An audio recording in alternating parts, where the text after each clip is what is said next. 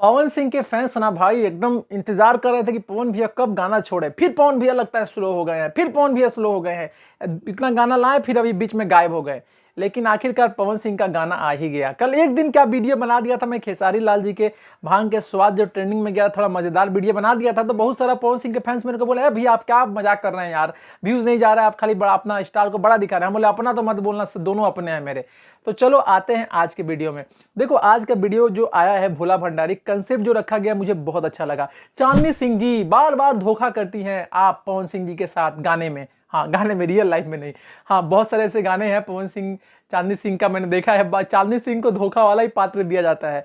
जी हाँ, चांदनी सिंह पवन सिंह लाइक दोनों प्रेमी प्रेमिका रहते हैं और प्रेमिका प्रेमी को छोड़ देती है। तो प्रेमी कहता है कि भैया अब तो तुम छोड़ दी, मुझे बात खत्म करो, अब मैं भोलेनाथ को बसा चुका हूँ, भोले भंडारी को बसा चुका हूँ। बहुत ही अच्छा कंसेप्ट है, बहुत ही सुंदर लगा। और गायकी पे तो हम कोई क्वेश्चन कर ही नहीं सकते, क्योंकि भाई पवन सिंह जो गा देते हैं वो समझ लो कि पत्थर की लकीर है। जैसे खेसारी लाल जी अपनी इंटरटेनमेंट के माध्यम से, उनसे अच्छा कोई एक्टिंग कर ही नहीं सकता, वैसे पवन सिंह से अच्छा कोई गा ही नहीं सकता। ये सत्य है, ये मान लेना पड़ेगा।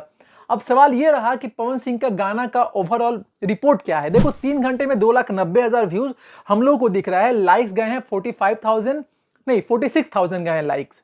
अब अगर पूछोगे कि दया भाई क्या ये 46,000 लाइक जो है सही है, नहीं, लाइक्स थोड़ा सा कम है। रीजन क्या है मुझे नहीं पता, लेकिन लाइक्स थोड़ा सा कम है क्योंकि पवन सिंह का मौजूदा हालात अगर मैं 1.5 हफ्ते पहले बात करूं तो हर गाने में भाई 2 घंटे 3 घंटे होते होते 90,000 लाइक्स चले जाते थे। पर शायद हो सकता है कि आदि शक्ति पे आया है, आदि शक्ति में खेसारी जी के ज़्यादा फैंस और लाइक नहीं करते हो, ऐसा भी हो सकता है। लेकिन अब देखना पड़ेगा कि दिन खत्म होते होते इसका क्या रिकॉर्ड बनता है। क्या ये गाना खेसारी लाल जी के भांग के स्वाद को टक्कर दे पाएगा, क्योंकि भांग के स्वाद मेन पेज पे ट्रेंडिंग पे था और म्यूजिक सेक्शन में ट्रेंडिंग पे बना हुआ है।